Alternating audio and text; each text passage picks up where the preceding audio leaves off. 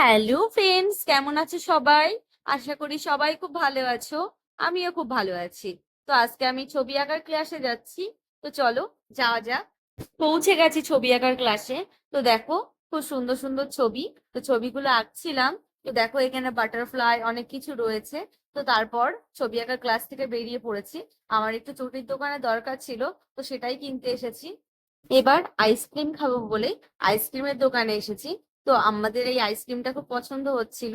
আমার মাম্মাম বলছিল এই আইসক্রিম গুলো নেবে। তো ওর জন্য ও আমলের এই ম্যাঙ্গো আইসক্রিমটা নিয়ে নিল। তো আমার আমলের ম্যাঙ্গো আইসক্রিমটা পছন্দ হচ্ছিল না।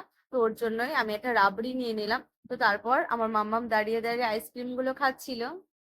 এবার বাড়ি থেকে বলেছে সিঙ্গারা নিতে। তো সিঙ্গারা নিতে চলে এসেছি। তো তারপর সিঙ্গারা নিয়ে বাড়ির দিকে বেরিয়ে পড়েছি। তো চলো, এটা আমাদের ব্রিজ। তো ব্রিজটা পার হচ্ছি। ভীষণ পরিমাণে হাওয়া হচ্ছিল। তো চলো ওপারে যাওয়া যাক।